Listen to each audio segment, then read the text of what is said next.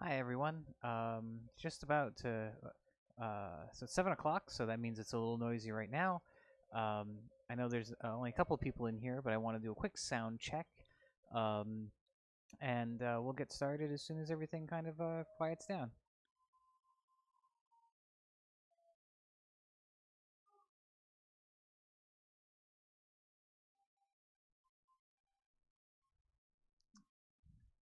Um, let's see. Um, do we have a positive sound check?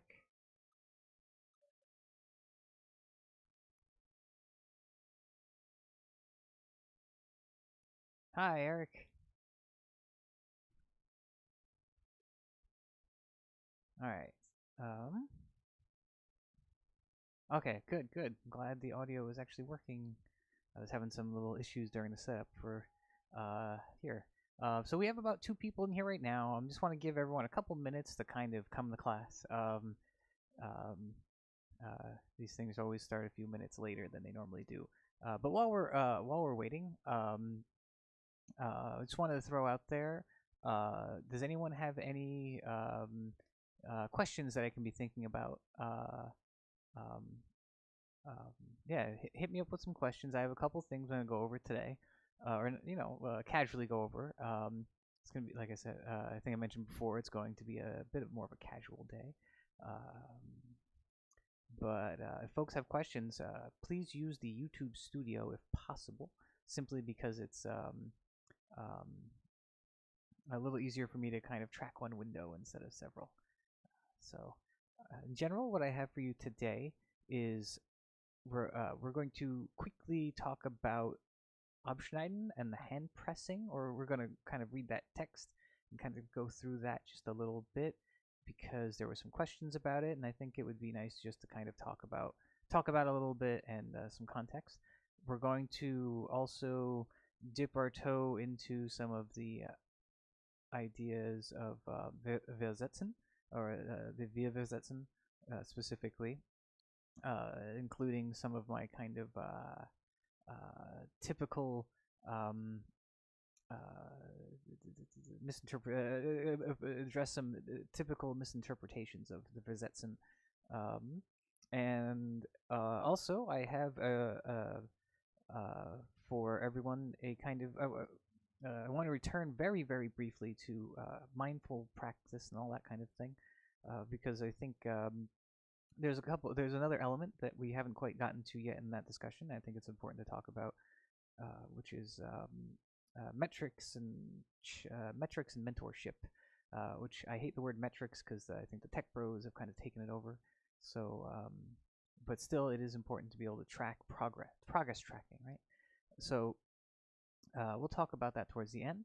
And then next week, what I'm going to do is so starting next week, Tuesday we'll also have a physical training component. So when we first all hop in, we're going to do warm up exercises and we're going to do practice cuts and probably a little bit of technique work. I know that Tuesdays are a little easier for some folks than Fridays, and so I will be doing a lot of kind of a 1.0 version or a soft version of the Friday class. The Friday class will mostly is still going to be about 90%, 90 to 95% practice. Tuesdays is going to be a mix um, starting next week because I think it would be great for everyone to have a little something to get fired up for, right? So this is also so yeah. Now that, okay, so we have about 6 people. That's about that's a nice intimate class. So and we can go over this again because it's kind of short. One of the things that we definitely so for the past month or so we've been talking a lot about mindful practice and what does that mean? And if you haven't seen it yet, please go back and watch the interview I did with my teacher Tristan Zukowski about TZ Longsword about mindful practice. And one of the I think one of the things that we haven't quite talked about quite yet is the idea of progress tracking and mentorship. You can have really good intentions for going into practice. You can have ideas of, oh, I want to make my Ansätzen better, or I want to practice Absätzen or some such. But what does that practice exactly look like? The idea, most of what we've been talking about has been very kind of, what's the word I'm looking for, abstract in our definition or our kind of application of such. So one of the things is, uh, when we are practicing, while we are doing the practice itself, we've talked a little bit about like doing the practice itself. The idea of taking that 2 hours and practicing a certain technique and making sure that you're thinking about, I'm thinking about what areas, where are my hands, what direction are my hands, and how are we, how exactly am I practicing the thing? And it's good to have these different breakdowns and these check-ins, right? So another part of practice is also keeping a log of your practice, and there's a lot of different ways that can look. Personally, I do kind of I kind of use a twofold system that I want to share with everybody. Um, um, and so the way I personally do it is I'm an extensive journal keeper anyway. As in my other life, I am an artist of sorts, and also like a creative craftsman, whatnot, creative content producer, whatnot. Um, and so it is very helpful. I've been finding it very helpful to say, in general, I find it helpful to keep a journal. So I've kind of brought that idea over to my practice of martial arts. I have a very specific journal that I use, that I take all my sword, regardless of how I take class notes in class, be it in the brain, which is okay, or sometimes I'll run and I bring a notebook and actually I have it right over here. I have this little notebook that I bring with me to classes all the time, and then usually at the end of class I run over and I start taking down physical notes. I still personally find it a lot easier to take down handwritten notes. It helps me memorize things, etc.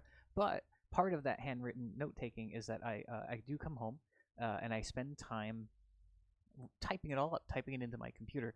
Uh, um, Simply because transcribing it helps me organize those thoughts and helps me memorize them a little more. And that's how a lot of the topics for these come up, actually, is because I'm able to go back and more easily review my notes or something I took down while I was practicing.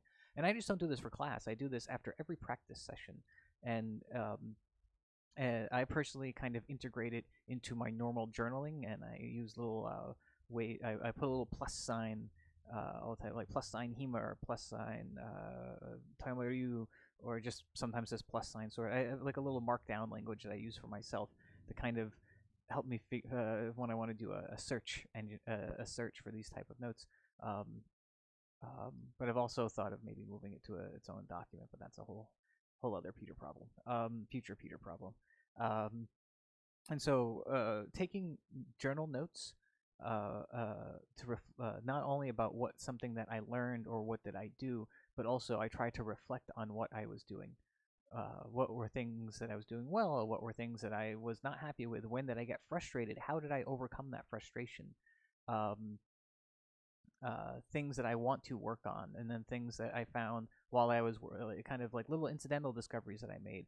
So that way, it's not just this kind of stream of consciousness. My overall training doesn't end up being a stream of consciousness, but an active study as well. So that's part one, right? That's the first part. Uh, Also, I find that is one thing that I find is super helpful is kind of and this is something I again get from kind of the creative other life, is a kind of weekly practice and check-in thing chart that I've probably nicked from somewhere, or it's a culmination of a couple different people's seminars on how to be a better writer or filmmaker or some such. Um, and Basically, what it is. Oh, hold on, some noise. And so basically, what this chart is just a 7 boxes with a line on top of it, and at the top, I say I write what I want to work on. So like for a certain week or a certain a month, I'll write, okay, you know what, this week I'm just going to work on Kessa or Oberhau from the right side, right and left side, Um, and that's all I'm gonna. That's gonna be my primary practice for this week. And so what I'll do is I'll just take a pen, right on the top, work on Kessa, on Oberhau, and then every day I set a time. I schedule a time, and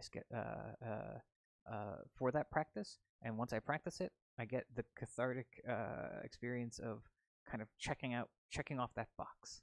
Yeah. Um, and so these two things kind of together help me create this progressive guide for my study. Um, my notes, like I said, my journal frequently turns into classes a lot of times because I'll come up with questions. I'm like, oh, I should go back to the source text, or this is something I have to ask my teacher. And these things all kind of um, help keep things active in the brain. Um, and so uh, um, this so that's how I've been kind of keeping these things, keeping track of different progress and such. And I'll go over this again because towards the end. So what I've done is that I have made. Please hold.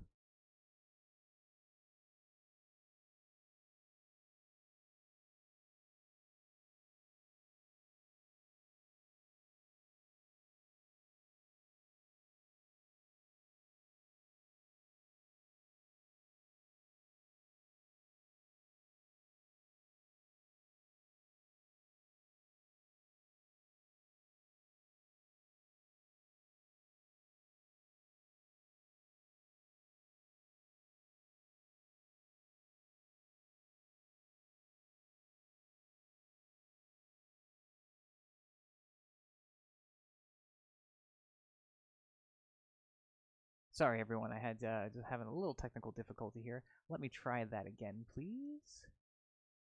All right. So, okay, here we go. So sorry about that. Um, I have made this little chart worksheet for everyone. In fact, this is going to be your homework for this next week. Um, it is a little weekly practice and check-in worksheet. So the first page is just an assignment to help get you started. Everyone can just right here write in say Unterhau or Mittelhau or some such, and um, and then I want you to set I just want you to commit to doing it for 7 days in a row, and I want you to check off all the days that you do it. Now this part down here is the next important part. All right. One thing that is very difficult when we are practicing is being able to correct ourselves. We all have a level of correction. We talked about finding a level of knowledge that a thing that we're comfortable doing. So one thing that is very important is mentorship, right? Basketball players have coaches, sports players have coaches, and it's kind of we are teachers and coaches here for this longsword fencing, yes. And so one of the things that I'm offering for folks is a check-in, okay? Kind of a set of eyes that is not yourself or someone maybe you're quarantining with that maybe not have as much experience. What I'm going to do is I'll post the link on the Discord and on the Facebook and etc. What I would like you to do is towards the end of this week of practice. Doesn't have to be on the 7th day. It could be the 5th day or the 6th day. Could even be the 4th day. I want you to take, if you can, a video. Doesn't have to be good quality. Just has to be a video where I can see the practice. Take a video of it, and then I want you to send it to me. I'll set up a little link, a little submission form, and that way I can help with some feedback. And if you have questions, ask me the question in the video about something very particular. I can help with that, and as well.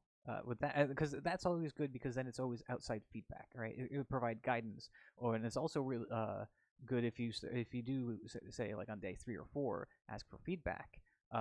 you can then incorporate that feedback into the rest of your practice, right? Um, which is always very, very good. Um, and then that way do another check-in, and then okay, oh yeah, you're good. Your grip is stronger here, but you need to not lean into the cut so much, or something. The feedback would be very simple, right? And the other part of this worksheet, hold on. The other part of this worksheet that is very, very important is this here, the reflection, the self-reflection. The reason this is so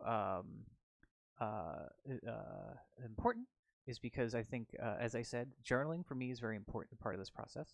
It has helped me learn the Zettel material faster than I would normally be able to just kind of through the kind of sitting in class. But I think it's really good for you to think about how you think you're doing too, right? That's part of feedback for me, and so that we can have a conversation about it, because it's not, I shouldn't just be I don't want to just be spitting out stuff at you. I want it to be a conversation about training. And this is definitely something that I'm kind of pulling in from the kind of creative stuff. I really want you to think about 3 things you're happy with your training and 3 things you would like to improve of that specific skill or task. This is, I think one of the words that has been really damaged in our language is the word critique. Critique is actually a good thing. Critique is supposed to involve both positive and negative elements. I think, especially in the internet age, we have all these critique is kind of taken to always be negative.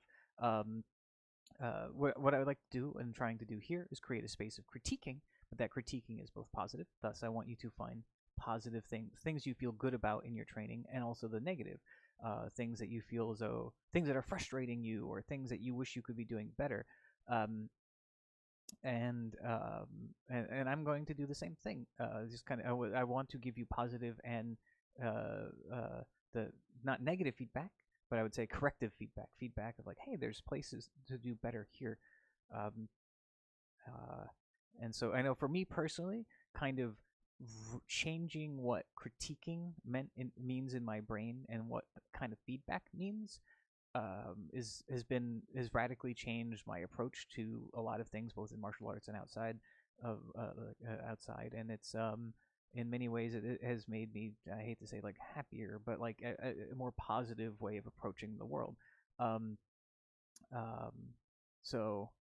Okay, so that being said, so yes, I want a little bit of self-critique. Just 3 things. All you do is say 3 nice things about yourself in your practice. It should be pretty easy, right? So the other important part is, all right, we're all gonna miss practice.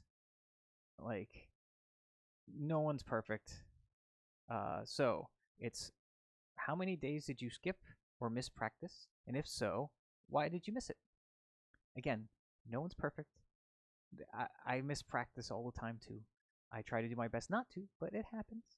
And I think the number one thing that some folks like myself are really bad at is letting mistakes be educational.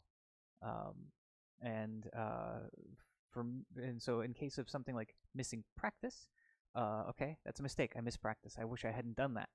But why did I miss practice? My schedule got crazy. Why did my schedule get crazy? And this is constantly like asking, well, why blah, blah, blah? Why blank? Why blank? Until you can kind of get to the root of something. Sometimes it's completely unavoidable. That's just how your day went, and there's things that had to happen, and they had to happen in that way, or there was just how it played out. But at the same time, it allows us to kind of dive by asking ourselves these why, but why, and why blank, and why blank. We can get to a deeper root of like a solution. We can start. It's like It's like the seed of a solution, right? Well, I promised myself I'd get up every day at 6 o'clock. I was gonna stretch and then do 1,000 cuts, and then I was gonna practice all the kata, and then I was gonna practice all the hapstücke, and it's just from that you can already see, like, if you're not used to getting up at 6 o'clock in the morning, all of a sudden, like, okay, maybe I need to practice getting up early in the morning. if I and also I'm giving myself this huge amount of tasks. Um, so the idea part of the idea is so for me, if I was filling out this sheet with that, I'd be like, okay, I have given myself too many things to work on. I need to choose. I'm going to simply do 1,000 Oberhow every day. Wake up and I realize that 6 a.m. is not going to work, so I'm going to reschedule. Boom. By kind of going through this chain of, but why did I miss this practice? Well, I missed this practice because I had to rush to the grocery store and then wait 4 hours in line. And anyway, I think it's a really good tool to kind of deconstruct. And even though we miss practice, don't beat ourselves up over it, but instead figure out how we can not miss it next time. Let's see. So, yeah, and then also I just kind of gave a little space here. So the other part of this, oh my god, challenge mode. Um, so the next part of this is the idea of once you've completed that smaller collection of practice, the next thing you can do is move on to larger and larger collections of the practice, right? Um, for me, one of the things that I started today, actually, I am currently in the process of working on my first feature length film screenplay. I've done numerous shorts and things that were 60 pages and all that sort of thing, but I'm trying for the whole 120 pages. But because I don't have that experience of, say, being a writer at that level, I need to make sure that I am being very mindfully committing time and accomplishing smaller goals. So I'll use a chart like this for my writing. And after the last time I did this for a smaller writing project, I did a week. Oh, the project's not done. But so now, and I think it's going to, based on the work I got done this past week, I think it's going to take a whole three more weeks. 3 more weeks. So boom, just build it out and build the same chart out into a month. And now on this chart, I've done a month. You don't have, and this is all also kind of throwing this out there for people to kind of, to kind of use for themselves. But I have it so that we have 7 days. 1, 2, 3, 4, 5, 6, 7, and then 1, 2, 3, 4 weeks, and then also a little space to you can mark off. Oh, did I do my reflection? Excuse me. And did I do my check-in?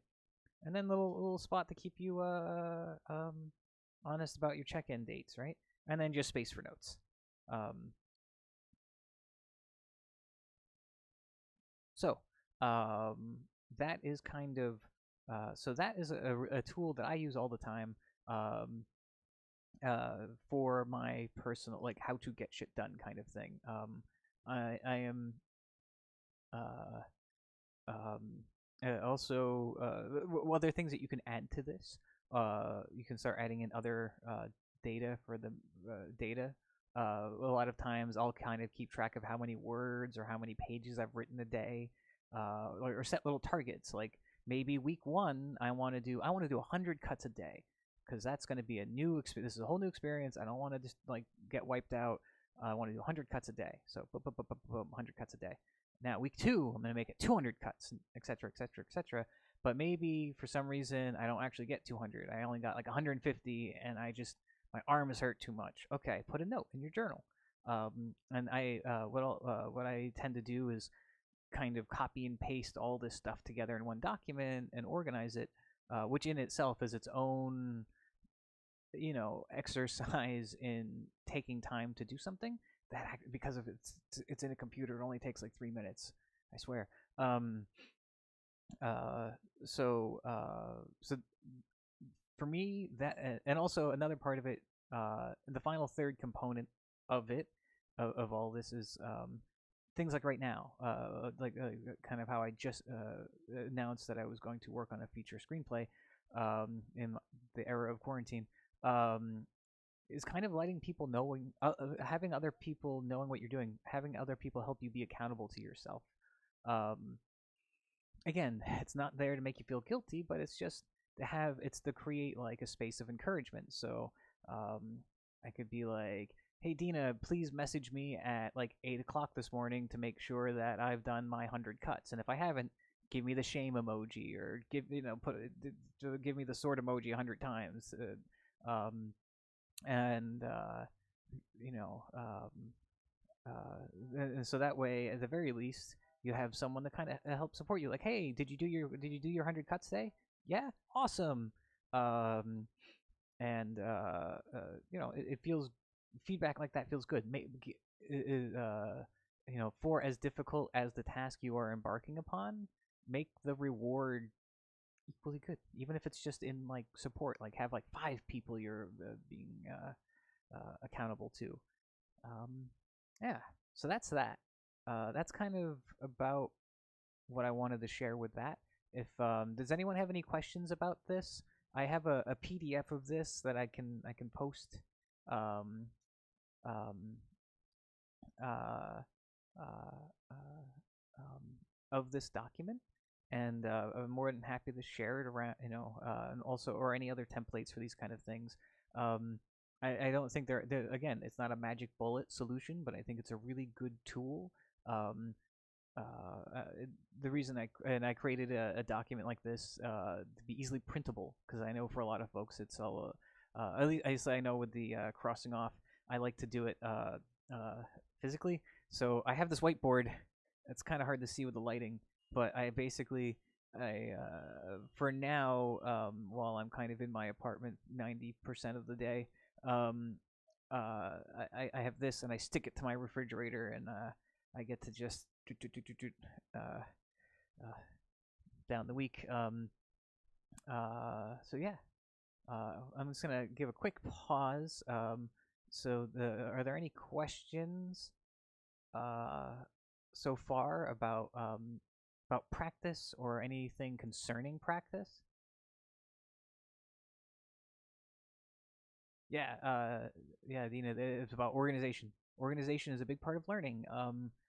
It makes me think about how when I I was in grade school, we had this one teacher that was I always ended up having I had this teacher 4 years, 3 years in a row in some capacity, and she was really big on filing and organization, and we had to have binder like these three ring binders with dividers and of some way, and we had to keep indexing. We had to index everything. And I think she was the head of doesn't the whole English department or something. But and the idea we had to basically keep all these records on paper, and I found that it was a big pain in the ass to start with. To be completely honest, like all our assignments have to have like these numbers and assignments and the categorized. But in the end, leaving that, it was I mean, basically, she was having us create analog databases and card catalogs. It was the early mid 90s. But the but being having those skills and taking that to say like college when or even taking those analog ideas and applying them to computers, it was much easier to be organized. And so applying and I always found when I wasn't lazy, um, and I applied those systems of organization to something. I always learned it faster. I was able to I was more motivated to actually go back and study because everything was organized in a way that was understanding, and it wasn't like like that one time we all didn't organize our taxes properly and the receipts are everywhere and you go insane. That horrible experience. Um, having that nice, like trapper keeper experience. I never had a trapper keeper, but yeah, like that experience of like organization. And so I've been trying to bring some of that to my martial arts study, um, and using, of course, to a certain degree, the um, the information sorting miracle of computers, but at the same time, like I have a very I do use paper a lot because I think it is a lot easier to study off of hard copies. For me personally, I find it much easier to study off of hard copies, or at least when I'm trying to give a presentation or something, or trying to figure something out. It's again why I'm a big fan of the book. Yeah. So my question to everybody: if you could choose one thing, and I expect there are 10 people in this room, I want 10 answers on that list. What is one thing that you would want to work on? What is one thing that you should work on? I know for me, it's still let's see. Right now, I think I would be really interested on working on my transition between Kessa and Gaiku Kessa, between Oberhau and Unterhau. That would be my my homework to myself.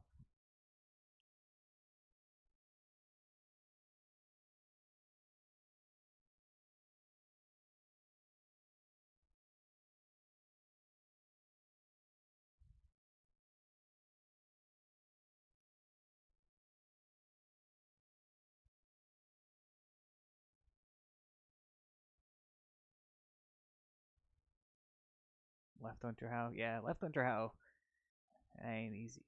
Um, yeah, and actually, if people want to put things, if you put it in the chat window, I'll try to work it into this Friday's class too. At least a little practice to address all 10 things, or however many pop up in this window.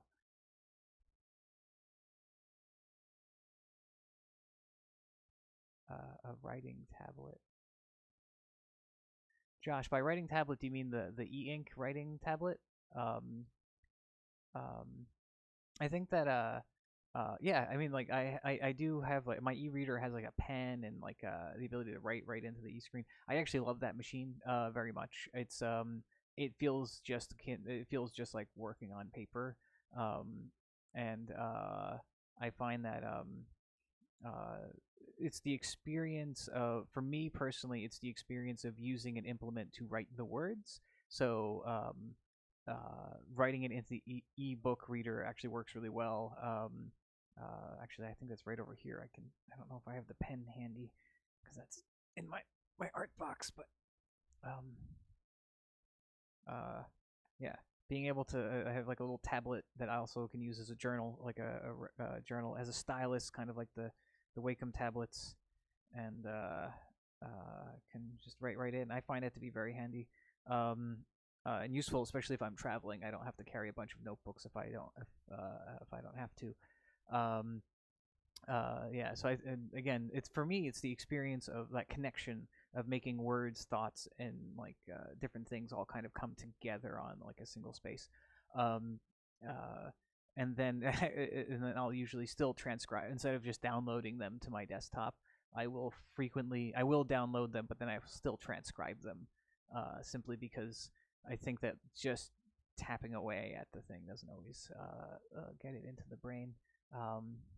Let's see, getting Swordwind after transitioning from Ober to Unter. Yep, okay, that's something we can definitely work on. I'm in a very similar place, and I have some ideas already of things we can look at. Middle How from open hand side. Experienced a lot of pain in my left wrist, old injury, and I want to get it right without pain. Okay. Let's see, stance and stepping. I have very linear footwork from later period fencing. Okay, yeah, that's definitely something we can practice too. Doing daily practice. Yeah, and Lacey, that's a big thing. Just like that's also part of why I really like promoting this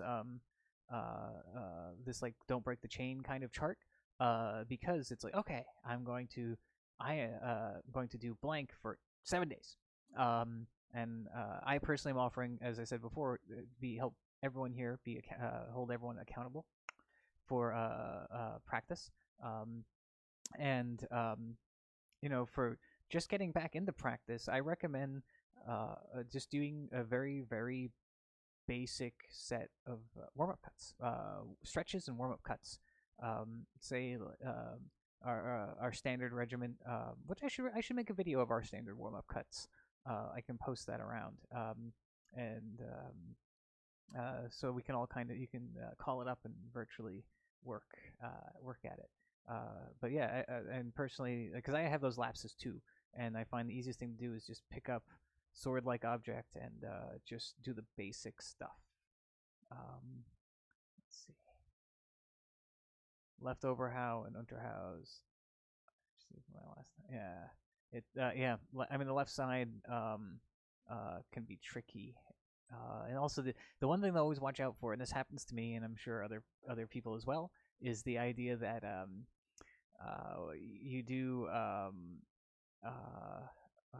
you work on one side, like, oh, I'm gonna get my left overhow, get that into shape, start doing that left overhow, and all of a sudden your left overhow and left underhow are amazing, and then you're like, go back to right overhow, and it's like, where's my sword? Where's my sword when your Hasuji and your Tachikaze aren't there? And it's my right overhow. So it's about like evening out that training, right? That's something we can also work on. So easy to be unmotivated. Yes, it is easy to be unmotivated. Especially, it's easy enough to be unmotivated even during the best of times. And right now is a very difficult time, be it financially, psychologically. There's just a lot going on, and it's can be very difficult to parse, and it can be very, very difficult to just even want to get out of bed in the morning. But that's why we have each other. And so one of the things, if folks need motivation, again, let me know how I can help, and reach out to other people too. Reach out to people in the Discord or online on the Facebook or some such, and we can be each other's accountability buddy.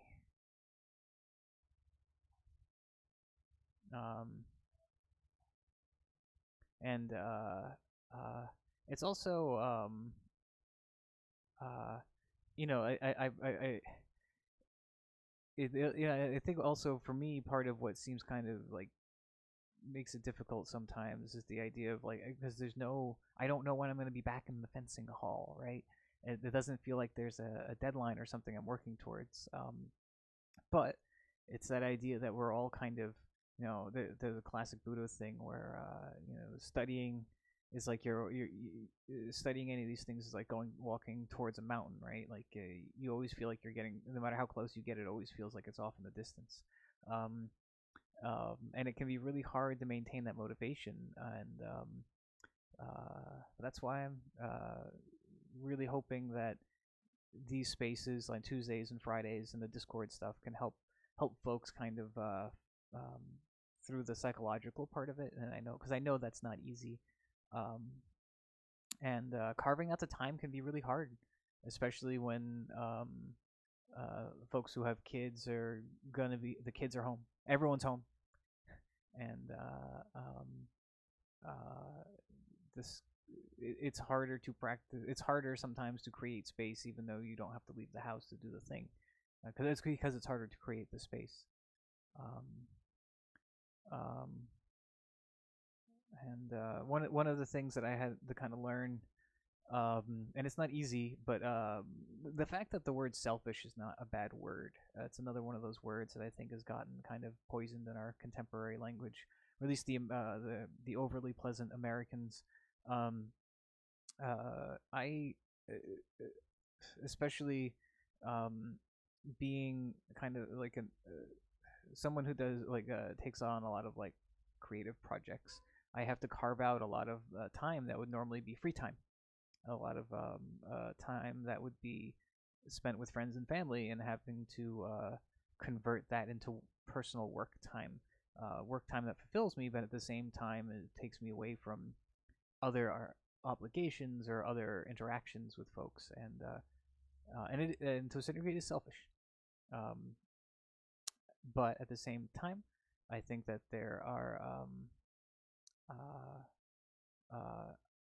not doing those things is worse, right? So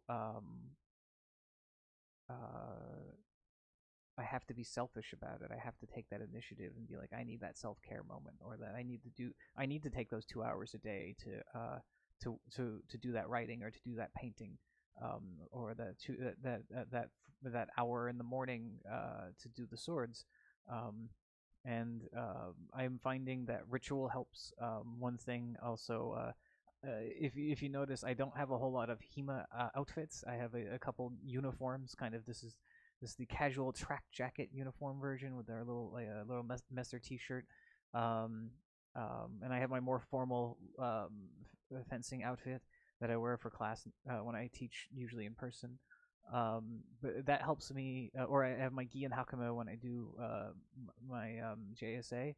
Um, it kind of helps me hard code switch, or into a different zone, right? Um, I will go and I will put on that uniform, and then once I'm wearing that uniform, I now do the thing, right? Um, yeah. Um, and I find that simply by putting my chin up sometimes and putting on say like the gi and hakama or the tracksuit. I kind of I took the time to change. I owe myself the time to practice. And then when I'm done, I throw it in the laundry or back in the closet, depending on the level of exertion. Usually the laundry. I sweat a lot. It's bad. It's real bad. Everyone who's at the fencing hall knows this. And then I hop in the shower and continue my day. And it can feel pointless and it can feel meaningless, as all time feels like it's blurring together. But I feel as though by think of it as a production, a stage play, a role. Yeah, Dina's right. Yes, I do have my art uniform. Yes, um, uh, and it's something that helps me kind of shift between these things, and then and reminding myself, and it's something that everyone out there needs to remember, that you're worth it, and you owe it to yourself to remind yourself that you're worth it, and that you're studying swords because they're fun, and you're getting something out of it that makes you happy, and so I want to make sure that um, uh, I'm providing a platform for that, and I want everyone to know that I'm here to feed that sword habit. Oh yeah, I didn't mean like you don't live in the track jacket. They're comfy as hell. It's just a certain approach that I have. Maybe it's a particular T-shirt or a particular workout outfit. Um, uh, um, it's just how I approach. It's just the idea of the track jacket being like my uniform is something. It's just again helps me code switch. It's also I do a full wardrobe change every time. Even if I'm going to practice HEMA and then I'm going to practice Taimuryu or vice versa, I'll do the full costume, the full wardrobe change. Um, uh,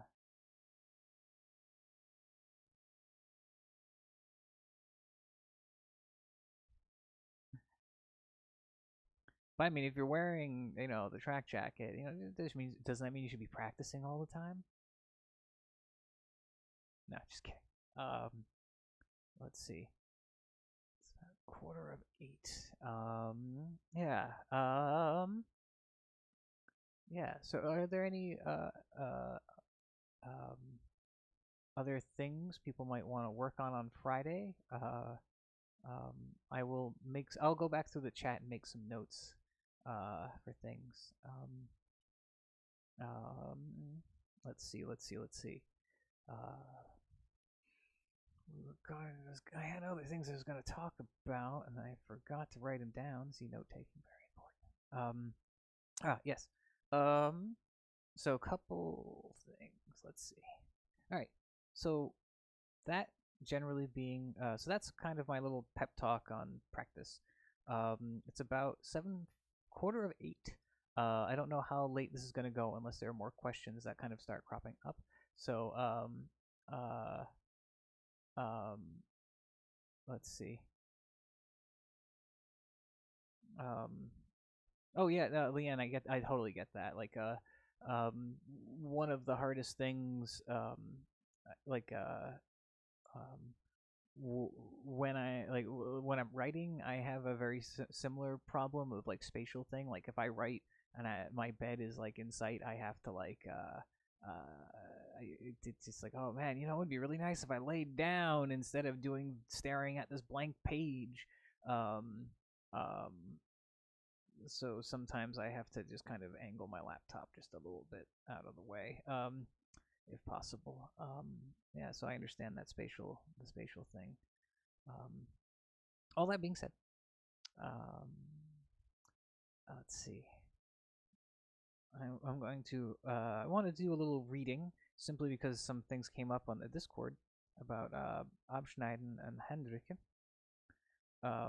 So one of the things that came up was some questions, and please repeat them here.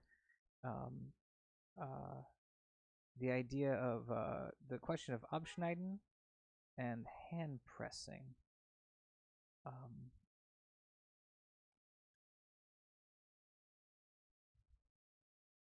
let's see. I was going to. I don't. It's really hard to kind of. It is really hard to demonstrate this stuff without um, to demonstrate without other people with swords here. So one of the big things I just wanted to talk a little bit about is Abschneiden, uh, which here I'll just read a little bit and then we can kind of talk about it. Schneide ab, the hard ones from below to in both fights. Auf Deutsch, schneide ab die harten von Uden in Baden gefährten. This is a break against an overbinding of your sword. That right there is Abschneiden. The idea is that in Abschneiden, I'm trying to, where are my pencils? The idea is that you've come to a bind and someone has taken the overbind. And the overbind, sorry, Lacey, page number is 179, 179.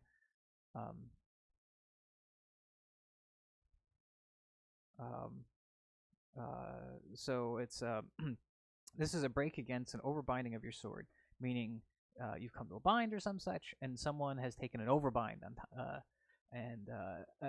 One of the things that we should understand about the overbind is for the most part, is going to have some form of leverage. They could also be talking about maybe the overbind has been pushing your sword away or some such. Do as follows. Do it as follows. The Abschneiden. When you are fencing against them from Unterhau or from Stritthau, possibly a scribal error. Okay, or the Strichen, which means the slapping away. So when you're fencing against them from the Unterhau or Strichen, or if you position yourself against him in the guard Alber and he's falling with his sword onto yours before you can lift it up, then stay below at the sword. So again, these are all things. So they're talking about. So say you've done an Unterhau, or you've done an Ausstrichen, which is folks who've taken my class are familiar with my obsession with teaching this. The idea of like you're trying to your sword is under theirs and you're trying to slap it away, or if you're positioning yourself in the guard called Olber, the weighted parry, I mean your sword is down and he is falling onto his sword, and so basically he's in some way constrained your sword. Lift forcefully with the short edge upwards, and then if he presses down strongly, sweep with your sword beneath the blade of his sword backwards and away from his sword. Strike immediately at the sword above to his face. So the idea being, they want you to, if you're, especially with Unterhau, your hand is usually down, right? Down. They want you to, what Udlev is saying is you want to prep your sword in such a way that you can come off and around, snapping around. And then it basically kind of explains it from another one. When you are fencing against them with the Unterhauer, position yourself in the guard Alber, and they fall upon your sword close to the hilt, so that your point shows upwards towards your right side, so that his point shows upwards towards your right side. Sorry, there was a little note there, and I was trying to see what it was.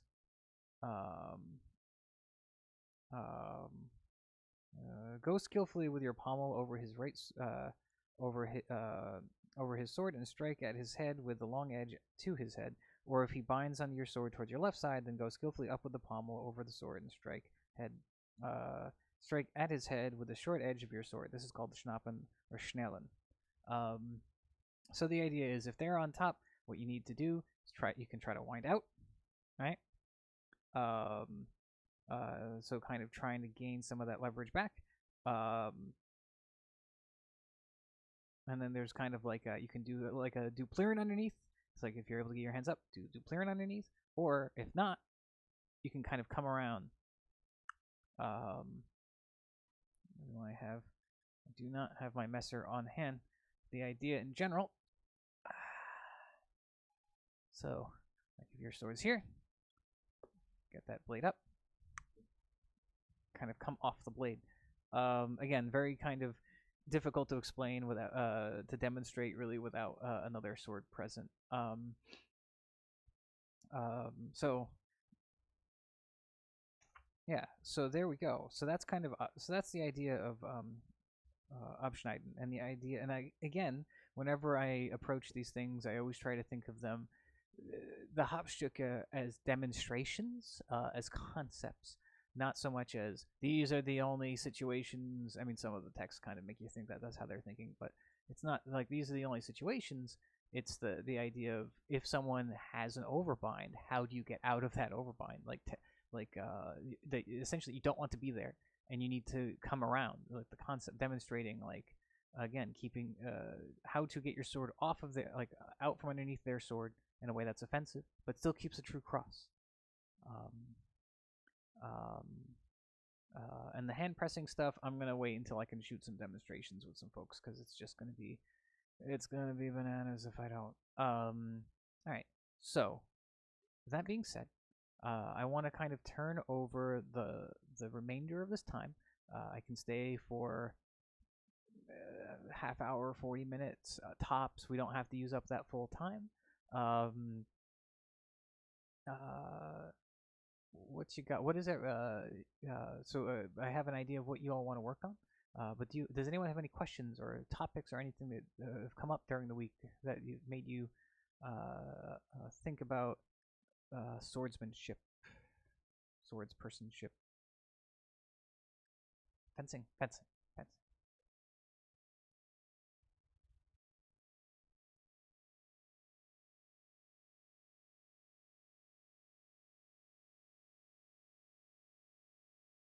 And again, today's a little casual. If folks are kind of done, I'll probably walk over to that refrigerator and pour myself a glass of book club wine and call it an evening.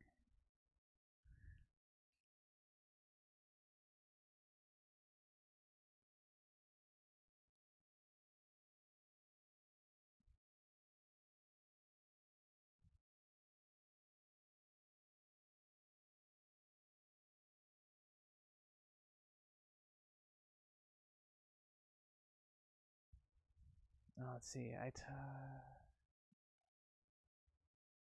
How was the footwork class?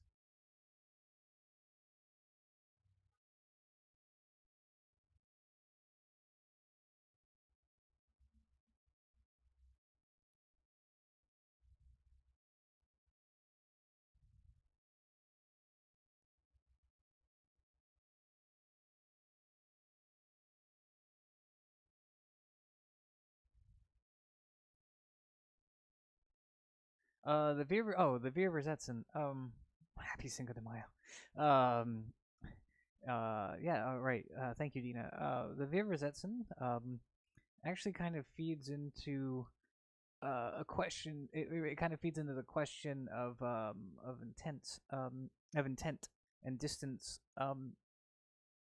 One of the things I've been finding is that the Vierversetzen kind of can play off in different ways. One of the ways.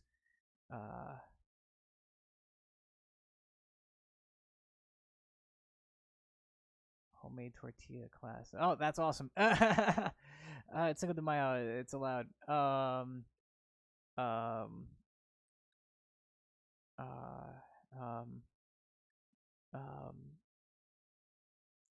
Yeah. So Vierversetzen. One of the ways that I've been teaching the Vierversetzen is is that there are ways of doing them. more of like a game of chess, or using them they are sorry, less prepared on this side. That they are a way, basically they're being done slightly further out of distance than what we normally do, because they're being used, because the cuts are being used to set up, say, like a thrust, um, or they're being, or they're attacking at a certain range to help set up for a thrust. Um, there's also some things I've been playing with in terms of warding. The idea of Verzetzen. Oh, that was the big thing that I wanted to talk about. The idea of Verzetzen. Real quick. It's not going to go forever, I promise. There's a lot of wine to drink this evening. There is, so in terms of Verzetzen, that means a displacement. It means a setting aside. Verzetz, the put aside. It's an action word, right? That's why there is a difference, I think, in many ways between the idea of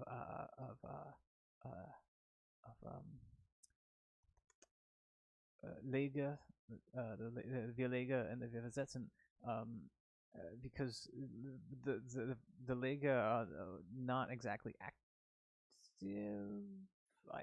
They're more of like the positions. I mean, they are in terms of Kampfgeist, Zanshin, like they are supposed to be active in that way.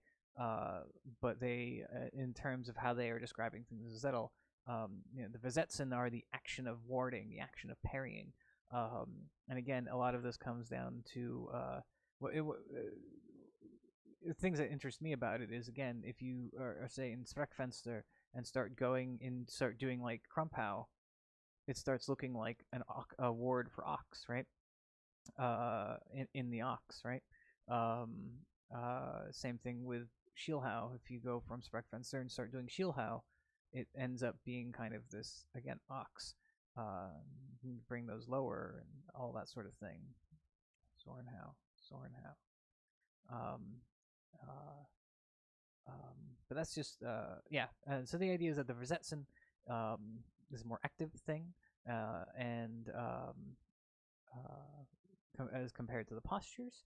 And the Vivazetzen are something that I think we should reconsider how we do our approach considering distance, but also it's case by case, because if your opponent isn't, then what are you gonna do?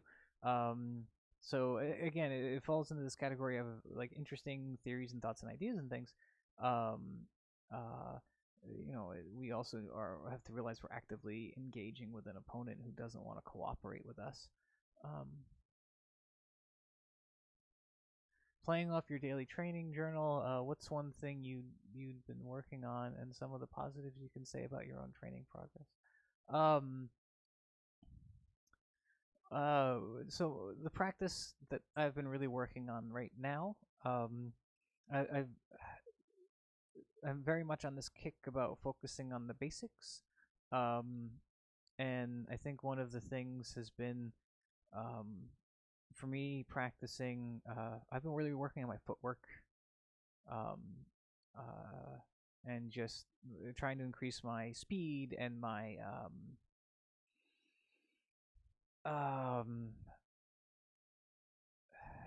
endurance, I guess, is the other thing. Yeah, speed and endurance in terms of my footwork, and just trying to be, whether I'm doing kata or Habstücke, being more mindful, like trying to be more better about my foot placement and timing of my footwork and positioning of my footwork. And it's been a hard thing to kind of track, but it is something that I've been keeping notes on and have been feeling better about it.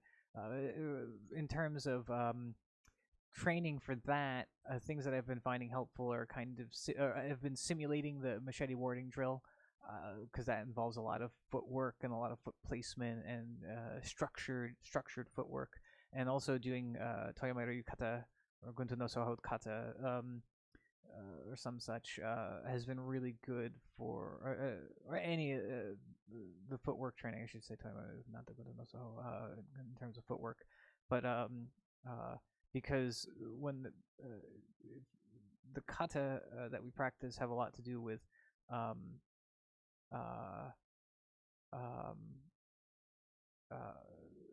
has a lot to do with like number of steps and making sure you're stepping in the right position, in the right direction, pointing your toes in the right direction, and it's good to have. For me, it's been good to have those stories to help to participate in that script to go over, um, uh, and and and then also and then using something like the machete warding drill, which adds in a story, but also at the same time, it focuses uh, it focuses a lot on kind of more random, more chaotic application, realistic application. After Friday. Yeah, I think it's good. And you know what, Dina? I completely, it's why I'm doing footwork stuff right now. Because I've often um fallen into like, oh, I get obsessed about practicing one thing and then everything else kind of drifts away. And especially if we have a lot of room, we're all kind of practicing in our apartments or in maybe some corner of a park somewhere. If you have access to that, it becomes uh, especially when you're doing solo practice, you kind of forget to do that stuff. So it's good to keep a holistic kind of approach in that way. Yeah, and I'm hoping that those drills are helpful. I have some more good ones for this Friday, which I'm excited about. I've kind of been working on um, some longsword, more of the longsword kata, because I know people have been asking for that. The way I've kind of set that up is that I've divided up. I've created several components of lessons, series of lessons, and focusing on the foundations of the German longsword fencing. And it is so the first set of lessons is there are 8 lessons. The first set are 8 lessons, and in each one of those 8 lessons, um, I have kind of prepared a um, roles for both feeder and player. So there is this kind of kata that you can do by yourself. So you can train it solo, and also train it with a partner, which is I think have been it's a very good thing to do, because that way we can practice solo, we can practice the individual elements of it, and then we can hard switch over to partner use those same skills that we're learning in a partnered practice. I also so I have the 8 initial lessons with that are a cutting and warding, and that's all they are. They are just a cut, ward with a riposte or a Nachschlag. Um, the idea being kind of getting you used to training you to attack different openings and things. So I have a series of these lessons against cuts, and in which you return a cut, warding against a cut with a riposte that's a cut, with a riposte that's a thrust, riposting against thrusts, also practicing specific mindful feinting practice, which is a difficult one. Um, as well as there are some drills that I have that are very distinctly partnered drills that can be hard. But man, some of these drills actually would be helpful if your son is interested, wants to work on some of his footwork and such for sport fencing. I know they're a little different and such, but I have some drills that might be helpful for partnered practice for that. They're like footwork distance drills that are good, but that's along the line, coming down the line. So I'll be posting those slowly. I do have people that that will be able to help me with some video stuff, hopefully in the near future. I know that I owe everyone, especially those of you who have already signed up. There are for the sword class teachable on the teachable series.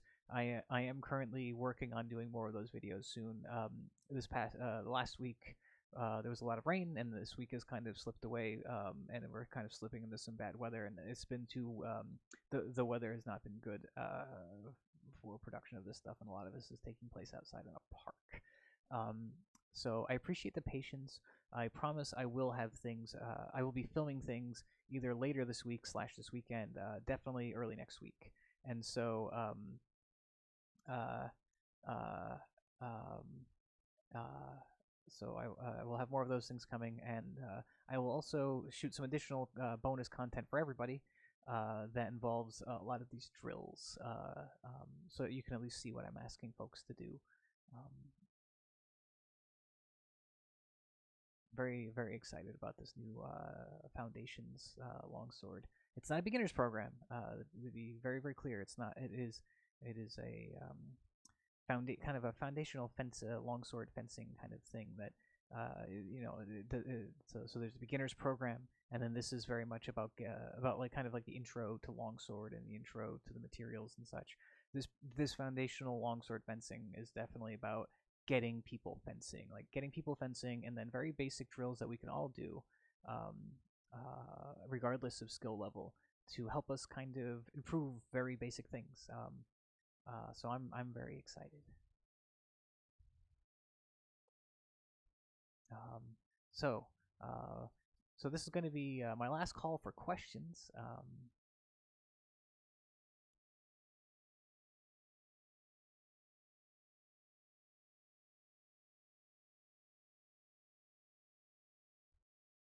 So I have another question for everyone. What do you plan on drinking this evening?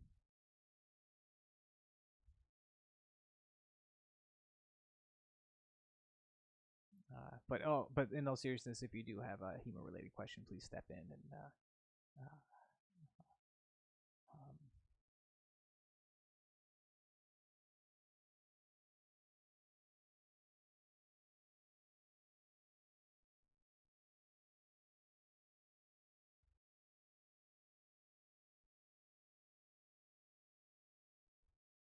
while I'm waiting. Uh, yeah, I deserve a drink. Thank you, Dina. I think I do. So actually, before I go, I am going to attempt uh, to let's see. Oh, this is in the cloud. Oh, that is good.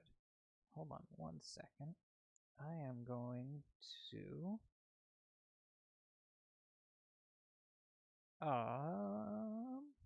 sharing this off. I'm just gonna see if I can open Google Drive. I'm gonna see if I can share this document with folks, because I think this PDF in here on my little Google Drive. Uh, so while I'm doing this and waiting for any last bits of feedback and such, no, oh, this not.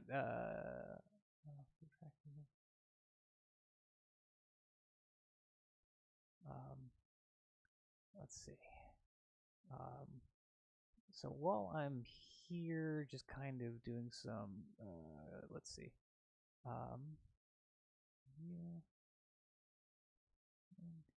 Yeah. Um, uh, link. Okay, cool. I'm sorry. Just navigating through the Google settings here. Um,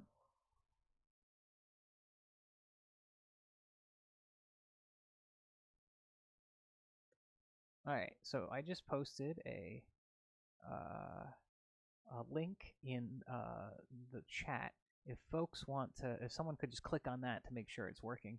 Um, one thing. Yeah. So um, one of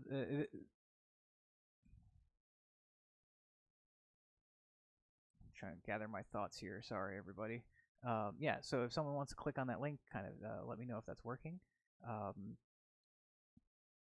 that way we can, and that way, and once I know that's secure, I'll share that link in other places like the Discord and the Facebook, but I wanted to make sure that it's, thank you, Lacey. That's very sweet of you. Um, yeah, oh, actually, sure. So one of the things people might notice, what side is it on? This side, like right over here. So I have this like little link here, um, um, this little Ko-fi setup here. I'm kind of so right now I am not actively charging Sword Class NYC for my time because of the general uh, just a lot of the different concerns. Just everything. It's difficult all around right now, and so I am, for the most part, doing this based on tips. So if folks would want to drop me a tip, please check out the Ko-fi link here. There have been a lot of people who already have been donating money, and I want to say thank you very much. It is really, really appreciated. I know, and things. I know things are um, not easy right now. So if you cannot, please don't feel obligated. This is just something that I'm kind of putting out there for again, tip jar. I've always found it awkward, the kind of this part of the internet and like asking for these kind of things. So I apologize. But so yeah, yeah. I'm glad that link works. I will make sure that that stays up. And once I start working through these lessons, um, again, I have some stuff coming for the Teachable. I also, and I have additional content for everybody that I'll figure out the best way to share that. I don't think Facebook is going to be the platform. Maybe the blog. We have a little longestmester.com blog, but this is like longsword stuff. Messer stuff's coming soon. Don't worry, Messer kids. There's some really fun things coming. But uh, um, the Teachable stuff I do get. I have to I do have to do a little bit of focus on that next week, so I apologize for the Messer delay. Um, let's see what else. Oh, and also, if you haven't done so yet, and you are interested in uh, uh, um, uh, reading the Zettel, we're gonna do a super cut of reading the Zettel. Be warned, I have auto tune and it might get used. But what I've been having people do is that there's a link to a spreadsheet, and everyone's kind of taking a section of the Zettel. And it's funny. I started talking about it, and the thing pops up here. So with the so I'm having everyone kind of read a section of the Zettel. There's still a lot of sections that haven't been read yet, and even if it fills up and people want to do multiple section readings, that's fine because I can super cut it all together. We're going to do a big reading of the Zettel and post it because it's fun, and eventually want to kind of start assigning pages of the gloss too, because I think one of the things that gets me is I don't think that there is any pure audiobook version of any of this material, and some people learn better through hearing it, so we should be creating that material, yeah? Even if it has some dope beats behind it. But anyway, sign up and video, like use your camera or some such on your phone or your webcam or what have you, your Ari Alexa, to film yourself, to videotape yourself. Uh, uh, the videotape yourself reading the materials and submit. There's a submission form, and it'll all get used. It'll all going to turn into a giant supercut, and it's going to be a lot of fun. And once the whole thing's read, I'm gonna put a lot of hours into trying to make it sound dope for a fly. Wow, cool. It'll be nice. It'll be fun. It'll be fun. Yes, I actually am, Tybee. I'm hoping to get it in both English and German, so that way I can layer them on top of each other occasionally. One of the things I'm playing with is English straight text, but with reverbs in German or some such. I don't know. I have to play with it. There's just gonna have to open up the. Oh yay! Yes, and the bloopers. I'm sure there'll be a super cut of the bloopers too. Challenge mode is if you do wardrobe changes, or if you want to get dressed up in your fencing gear or your historical recreation gear. Please have at. So that stuff will be posted in the Discord. If you're not a member of the Discord and want to be, please reach out to people on Facebook or here, and I'm sure we can get you in the Discord. If that's so, if there's nothing else, I'm going to get myself some dinner and and pour myself a glass of wine and do some late night, some reading. So thank you everyone so much for joining me today. I want to express my sincere appreciation for everyone who's donated to the tip jar so far. It means a lot to me, and it's been very, very helpful in helping me kind of keeping all this going. And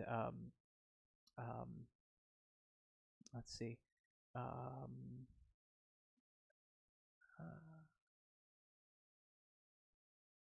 Tybee, you can costume change it, surprise us, have fun with it. The number one thing here is to have fun. Um, and thank you, Eric. Um, um, Trying to think what else. So yeah, and again, thank you to everyone who's been donating. I really, really appreciate it. Um, Squinting Rabbit has a lot more videos coming up soon. I've been working remotely with Tristan on some really, really cool stuff. I can't give it all away just yet, but there's going to be some science-related themes, and it's gonna be. I am insanely excited for it, and I know Tristan and our special guest are too. And so I'm hoping to get up to Poughkeepsie. Uh, um, Tristan and Co are like part of my quarantine circle, and if not, it will do something virtually and make it really awesome. So it's gonna be a lot of fun. Squinting Rabbit still has got some stuff coming up. Class this Friday at 7 o'clock. It's gonna be from 7 to 8 o'clock. We're gonna be working on some of the stuff we all talked about in the chat. I don't know which way the chat is. I'm just pointing at this point. Again, if anyone has questions, comments, or concerns, please reach out to me over a variety of things. I prefer the Discord. The kids have me hooked on the Discord. I can't deny it.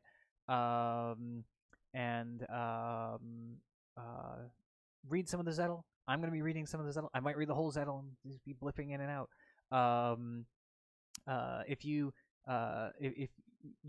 did not include video and you want me to animate a photo, send me a photo. I'll animate the photo. We'll figure it out. We're gonna again. It's all about having fun, right? I'll get to work on getting some more of these resources for you. Again, and also feedback on things I can be bringing to you. That being said, I hope everyone this has been helpful, and again, and let me know other ways I can be supportive of your practice, and just in general, if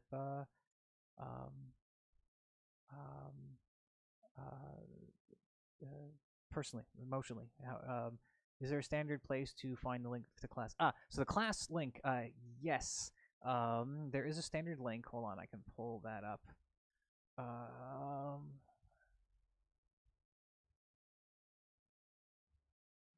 1 second.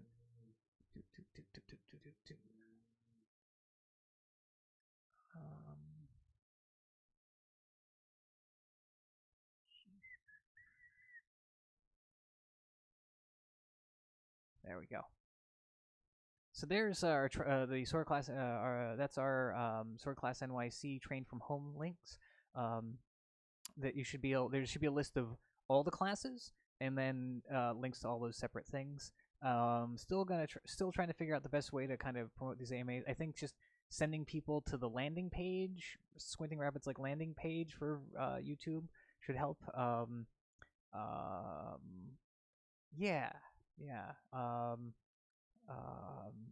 But yeah, so that's that. Thank you all again, and hang in there. Everything is going to be okay, and let me know how I can help. Enjoy the rest of your Cinco de Mayo, and good night, y'all.